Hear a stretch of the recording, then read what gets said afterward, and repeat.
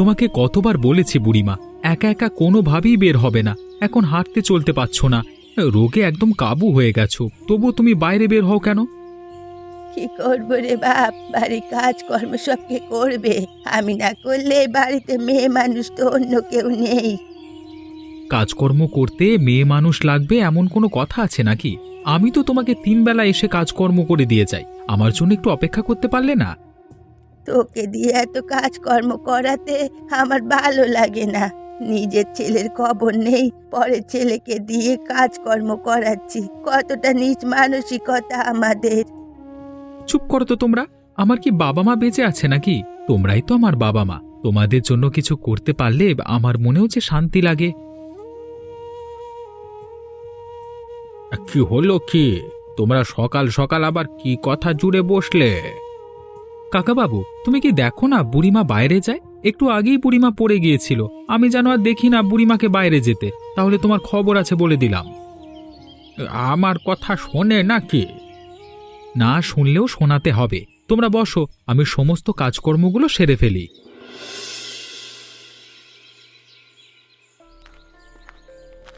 হরিপদ কাকা, কোথায় যাচ্ছ তুমি? এইদিকে এসো এসো, শুনে যাও শুনে যাও। তোমার কাছে গিয়ে কি হবে বাপ? আমার তো আর চিঠিপত্র আসে না। না না, না আসলে কি হবে? আজকে তো এসেছে। আরে এসো এসো, তোমার ছেলে শহর থেকে চিঠি পাইতেছে তোমার জন্য, মানে নিয়ে যাও। কি বলো কি? আজকে সূর্য কোন দিক দিয়ে উঠলো? আমার ছেলে হঠাৎ করে চিঠি পাঠিয়েছে? ব্যাপারটা তো ভালো ঠেকছে না। এমন ভাবে বলছো কেন? ছেলে তার বাবা মার কাছে চিঠি পাঠাতে পারে না? ওইটা ছেলে নাকি অন্য কিছু? ছেলে নামের কলঙ্ক একটা। কি যে জন্ম দিয়েছিলাম কে জানে। ছেলে শহরে চাকরি করে, অথচ বাবা মা গ্রামে না খেয়ে মরে। হ্যাঁ, বর্তমান যুগটাই তো এমন, বুঝলে তো? কেউ বাবা মায়ের কদর করতে জানে না, পারলে তো বাবা মায়ের পরিচয় দেওয়া পর্যন্ত বন্ধ করে দেয়। যদি সেটাও করতো তাহলেও মনে একটু শান্তি পেতাম যে আমার ছেলে পিলে বলতে কিছুই নেই, আমি হলাম নিঃসন্তান। তো এ কেমন ঝোলা ঝুলিয়ে রেখেছে বলো তো? সে কথা বাদ দাও, আগে তুমি তোমার চিঠিটা নাও। আমার সময় নাই, বুঝেছো? না হলে আমি তোমাকে চিঠিটা পড়ে শোনাতাম। ঠিক আছে ঠিক আছে, সমস্যা নেই। ওই লক্ষ্মীর কাছেই না হয় চিঠি নিয়ে যাব। মেয়েটা বড্ড ভালো আর লেখাপড়াও জানে, ও আমাকে ভালোভাবে চিঠিটা পড়ে বুঝিয়ে দিতে পারবে। ঠিক আছে, তাহলে এখানে একটা টিপসই দিয়ে দাও। কি গো হরিপদ কাকা, তুমি হঠাৎ করে আমাদের বাড়িতে কেন? হাতে ওটা কি তোমার? একটা চিঠি নিয়ে এসেছি গো মা, তুমি কি চিঠিটা আমাকে পড়ে শোনাতে পারবে? পারবে না কেন? দাও দাও, আমার হাতে চিঠিটা দাও। কিন্তু তোমাকে চিঠি কে পাঠালো বলো তো? কে আর পাঠাবে? আমার একটা অকর্মের ঢেঁকি ছেলে আছে না, সেই অকর্মের ঢেঁকি আমাকে চিঠিটা পাঠিয়েছে। পড়ে আমাকে একটু উদ্ধার করো তো মা। তুমিও না পারোই বটে কাকা। দাও দাও, আমি তোমাকে পড়িয়ে শোনাচ্ছি।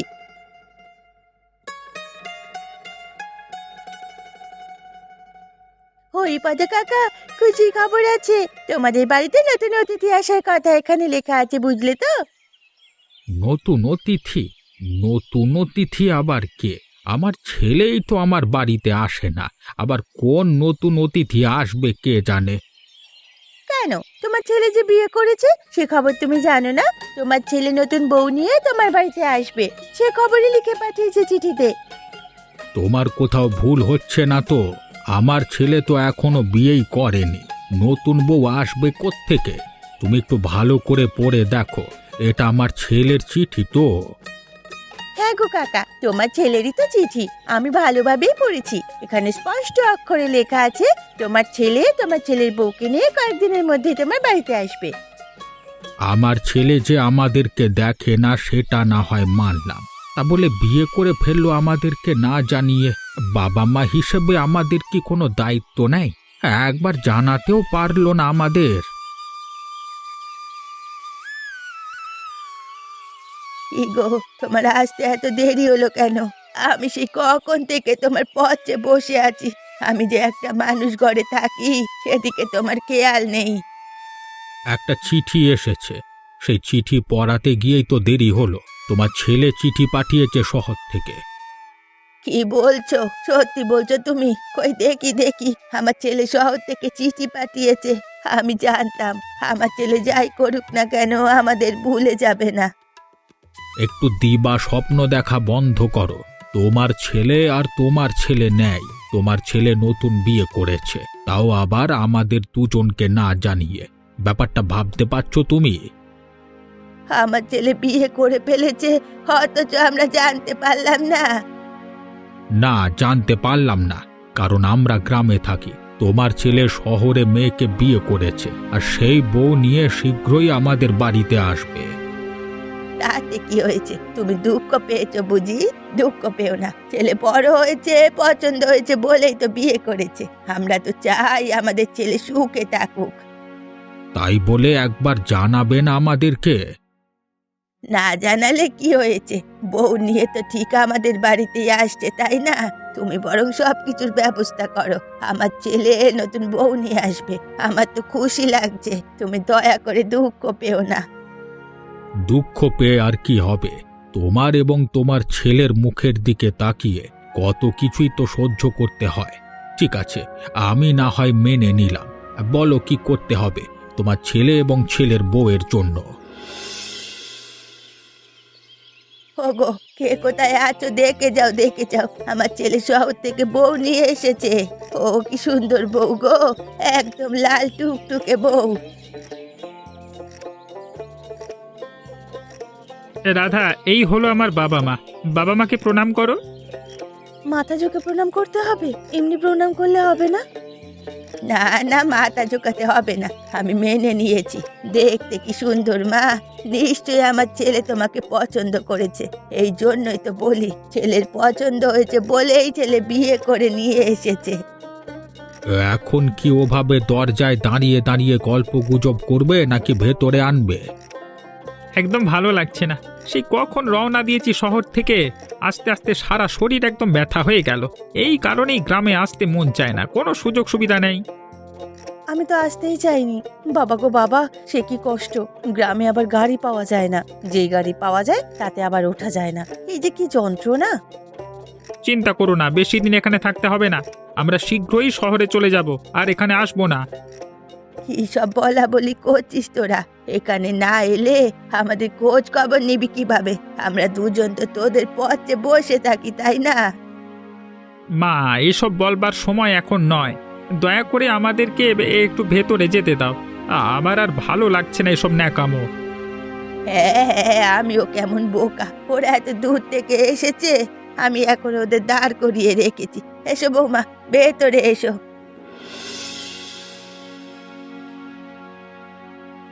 বৌমা, ও বৌমা, এদিকে একবার এসো তো। কি হলোটা কি? আপনি আবার আমাকে রান্না করতে ডাকছেন না তো? এই গ্রামের মহিলাদের একটা বাজে স্বভাব, আসতে না আসতেই রান্নাঘরে বসিয়ে দেয়। ছি ছি, কি বলছো বৌমা? আমি তোমাকে রান্না করার জন্য ডাকিনি, দুটো কথা বলতে ডেকেছিলাম। তুমি এসে আমার পাশে একটু বসো। আপনার পাশে গিয়ে বসতে এখন আমার মন চাইছে না, দয়া করে আমাকে জোর করবেন না। আপনি ডেকেছেন, রান্নাঘরে কত ধোয়া, ওখানে বসলে আমার মুখ একদম নষ্ট হয়ে যাবে। তাও কথা, তাও কথা, আমি কত বোকা, তোমাকে এগুলোর মধ্যে ডাকছি। তাহলে তুমি দাঁড়াও ওখানে, আমি আসছি তোমার কাছে, দুটো কথা বলি। শোনো বৌমা, গোপাল আমাদের একমাত্র ছেলে। গোপালকে আমরা অনেক ভালোবাসি। সারাটা বছর গোপালের আশায় বসে থাকি, ও কখন শহর থেকে ফিরবে। এসব কথা আপনি আমাকে শোনাচ্ছেন কেন, সেটাই তো বুঝতে পারছি না। তোমাকে শোনাবো না তো কাকে শোনাবো? গোপালকে কখনো কষ্ট দিও না, বুঝলে তো? সে ছোটবেলা থেকে তোমার শ্বশুর আর আমি ওকে কোলে পিঠে কষ্ট করে মানুষ করেছি। তাহলে এখন আমাকে কি করতে হবে? এসব আমাকে শুনিয়ে কোনো লাভ হবে? এভাবে কথা বলছো কেন? আমি তো তোমার সাথে স্বাভাবিকভাবেই কথা বলছি। আপনি হয়তো স্বাভাবিকভাবেই কথা বলছেন, কিন্তু আপনার সাথে কথা বলতে আমার মন চাইছে না। শোনো মা, তোমাদের মনে এই প্রশ্নটা জাগতেই পারে যে আমি হঠাৎ করে তোমাদের এখানে কেন এসেছি। এসব তুই কি বলছিস? আমাদের মনে এই প্রশ্ন কেন জাগবে? তুই তোর বাবার বাড়িতে এসেছিস, আমাদের কাছে এসেছিস, তুই তুই যখন তখন আসতে পারিস। দাঁড়াও দাঁড়াও, তোমার ছেলে যেন অন্য কিছু বলতে চাইছে। বল বল, তুই কি বলতে চাস বল। দেখো, এই গ্রামে থাকার অথবা এখানে আসার বিন্দু মাত্র ইচ্ছে আমার নেই। আমার কিছু টাকার প্রয়োজন, তাই তোমাদের জায়গা জমি যেখানে যা আছে বিক্রি করে আমাদেরকে দিয়ে দাও। জায়গা জমি বিক্রি করে দেব মানে? তাহলে আমাদের কি হবে? হে, বুড়ো বয়সে জায়গা জমি নিয়ে আর কি করবে? তা ভিটেটুকু দিচ্ছি, সেখানেই থাকো। তাছাড়া সমস্ত জায়গা জমি তো আমারই হবে, তাই না? তাহলে এত মাস পর তুই এখানে এসেছিস শুধুমাত্র জায়গা জমির জন্য? তা নয় তো কি, আমি এই অজ পাড়াগায়ে পড়ে থাকতে পারবো না তোমাদের মতো। আমার ছেলে মেয়েদের ভবিষ্যৎ আছে, তাই আমি এখানে সমস্ত সহায় সম্পত্তি বিক্রি করে দিয়ে একেবারে শহরে চলে যেতে চাই। এ গ্রামে থাকলে ছেলে মেয়ে ভালো শিক্ষা পায় না, তাই না? তাহলে তোকে আমরা এত শিক্ষিত করলাম কিভাবে? আমার কথা বাদ দাও, পরিস্থিতি এখন আগের মতো নেই। এখন এই অজ পাড়াগায়ে পড়ে থাকলে সম্মানই কিছু থাকবে না। হ্যাঁ, আরে আরে ঠিক আছে, ঝগড়া করার কিছু হয়নি। যেহেতু সম্পত্তি গোপালের নামেই যাবে, গোপাল বিক্রি করে দিতে চাইলে আমাদের কি? ঠিক আছে, সমস্ত সম্পত্তি বিক্রি করে তোর হাতে আমরা টাকা তুলে দেব।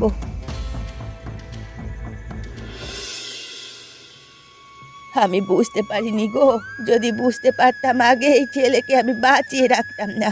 এখন প্রতিদিন একটু একটু করে বুঝতে পারছি আমি কি জন্ম দিয়েছি।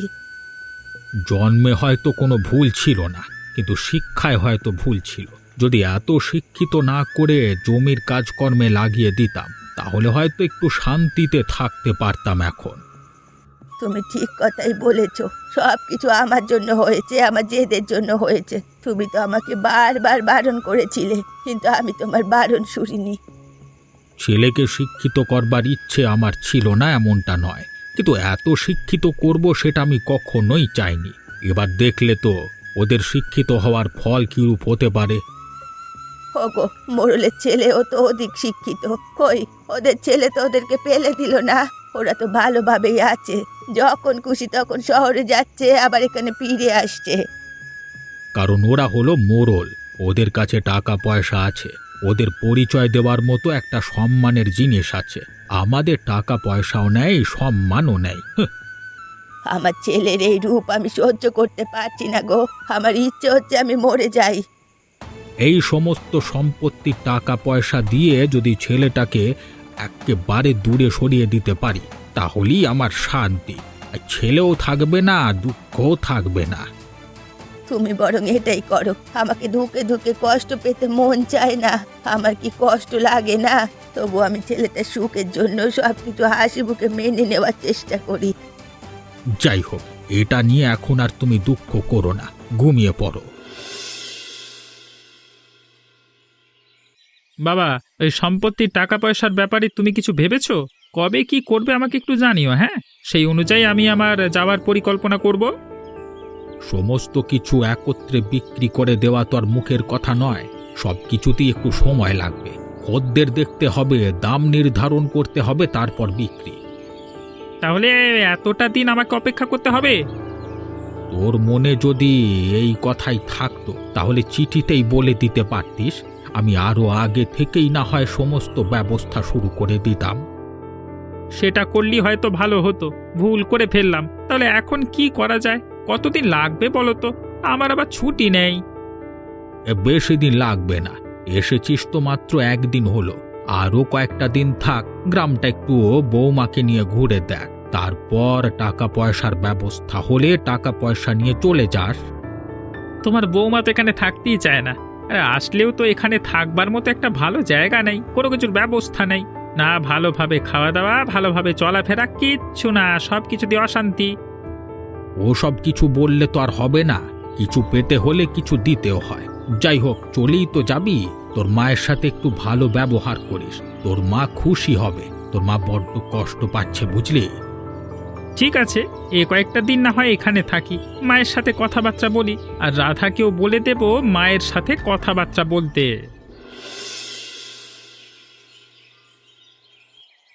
দাদা, দাদা, এত বছর পর তুমি গ্রামে ফিরে এসেছো, আর এখন বলছো সমস্ত জায়গা জমি বিক্রি করে দিয়ে একেবারে শহরে চলে যাবে? হ্যাঁ রে, এখানে থেকে কোনো লাভ দেখতে পাচ্ছি না। তাছাড়া এখানে থেকে করবোটাই বা কি? যাই করো না কেন, এখানে তোমার বাবা মা আছে। তোমার বাবা মাকে এভাবে ফেলে রেখে শহরে থাকা তো তোমার ঠিক হচ্ছে না। এখন কোনটা ঠিক কোনটা বেঠিক সেটা এখন তোর কাছ থেকে শিখতে হবে আমাকে। নিজে যদি বুঝতে না পারো তাহলে তো অন্যদের থেকেই বুঝতে হবে, তাই না? তোমার বাবা মা বৃদ্ধ হয়ে গেছে, তবুও তুমি তোমার বাবা মায়ের খেয়াল রাখছো না। সামান্য একটা কাজের লোক হয়ে আমার সাথে উঁচু গলায় কথা বলছিস? দাঁড়া। আরে আরে, কি করছিস কি? ছেলেটাকে এভাবে মারছিস কেন? ছেলেটা মরে যাবে তো। তা তুমি এই কাজের লোকটাকে জিজ্ঞেস করো যে কেন মারছি। ওর এত বড় সাহস যে একটা সামান্য কাজের লোক হয়ে আমার মুখে মুখে তর্ক মারাচ্ছে। তর্ক করেছে, বেশ করেছে। তুই যেমন আমার ছেলে হয়ে আমাকে দেখিস না, ও আমার ছেলে না হয়ে আবার আমার দেখাশোনা করে। এবার বুঝতে পারছিস ও জায়গাটা কোথায়? শেষমেশ তুমিও আমার সাথে এভাবে কথা বলছো? এই কাজের লোকটার সামনে আমাকে অপমান করছো? হ্যাঁ করছি। আমার তো সব সময় আফসোস হয়, তোকে পেটে না ধরে ওকে কেন পেটে ধরলাম না, তাহলে হয়তো এত দুঃখ কষ্ট পোহাতে হতো না আমাদের। মা, এই সন্ধেবেলায় ওভাবে খোলা মাঠে ধোয়া উঠছে কেন? কি হচ্ছে ওখানে? আগুন লেগেছে নাকি? না রে মা, ওখানে আগুন লাগতে যাবে কেন? এখন তো প্রচন্ড শীত পড়েছে, আর এই শীতের সন্ধ্যায় খিচুড়ি ও মাছ ভাজার আয়োজন হচ্ছে ওখানে। সবাই মিলে একত্রে বসে খিচুড়ি আর মাছ ভাজা খাচ্ছে। তাই নাকি? খিচুড়ি আর মাছ ভাজা এভাবে খেতে বেশি ভালো লাগে নাকি? হ্যাঁ রে মা, কখনো তো এভাবে খাওনি। যদি সময় পাও তাহলে একবার খেয়ে দেখো, ভালোই লাগবে। কিন্তু আমাদের শহরে তো এমন কিছু হয় না, কখনো তো দেখিইনি এভাবে শীতের সন্ধ্যায় সবাই মিলে খিচুড়ি রান্না করে খাচ্ছে। শহরে ওসব কিছু হয় না। শহরে মানুষের সাথে মানুষের মেলামেশা নেই তো, তাই। গ্রামে আবার মাঝে মধ্যেই এমনটা হয়। যদি আমি ওইভাবে একটু খেতে পারতাম কতই না ভালো লাগতো। আমার বড্ড লোভ লাগছে। তোমার লোভ লাগছে? খেতে ইচ্ছে করছে? আমাদেরকে বললেই তো হয়। তুমি চিন্তা করো না, তোমরা যাওয়ার আগেই সমস্ত ব্যবস্থা করব। আর তোমরা এখান থেকে খিচুড়ি আর মাছ ভাজা খেয়ে তবেই যেতে পারবে। তাহলে আমরা এভাবে রান্না করতে পারবো তো, এই যে সন্ধ্যাবেলায় একসাথে? অবশ্যই পারবো। আমি নিজের হাতে রান্না করব। ছোটবেলায় আমার খোকাকে কত রান্না করে খাইয়েছি এভাবে। সবাই মিলেমিশে যদি কাজ করো আর সবাই একত্রে বসে খাও, এটার আনন্দটাই আলাদা। ঠিক আছে মা, আপনি সমস্ত কিছুর ব্যবস্থা করুন, আমিও সাহায্য করব। যাওয়ার আগে খেয়ে যেতে চাই।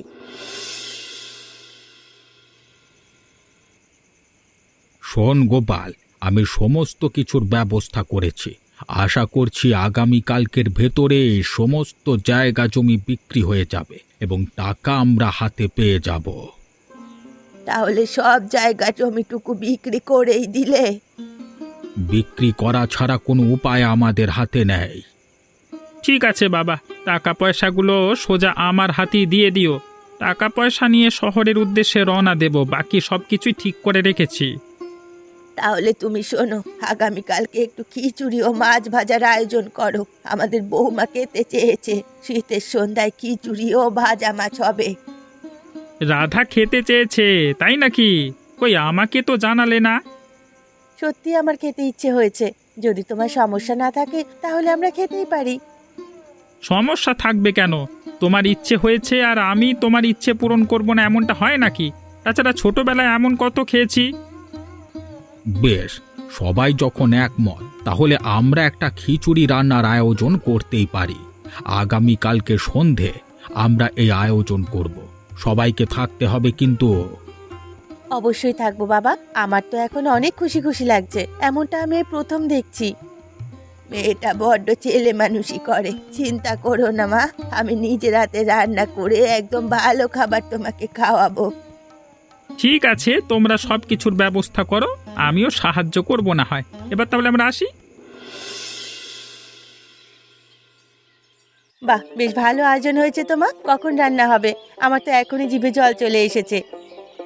এই তো মা, প্রায় হয়ে এসেছে। তোমরা খেতে বসো, আমি সবাইকে খাবার দিয়ে দিচ্ছি। সব কিছুরই যখন আয়োজন করা হয়েছে তাহলে কলা পাতা বাদ থাকবে কেন? বাবা চলো তো, আমরা কলা পাতা কেটে আনি। কলা পাতাও খাবার খেলে খাবারের স্বাদ আরো দ্বিগুণ হয়ে যাবে। হ্যাঁ কলা পাতাও খাবার খাওয়া যায়? সেটা কিভাবে? আমি তো কোনোদিন খাইনি। এবার খাবে, দাঁড়াও নিয়ে আসছি। আহা, সেই ছোটবেলার কথা মনে পড়ে গেল। আগে কত মজা করতাম, আর এখন শহরে থাকবার কারণে কোনো কিছুই করতে পারছি না। সেটাই তো আমাদের একমাত্র কষ্ট। যদি তুই বুঝতিস তাহলে আমাদের পরিবারটা কত ভালোই না হতো। বাবা, ভাবছিলাম একটা কথা বলবো।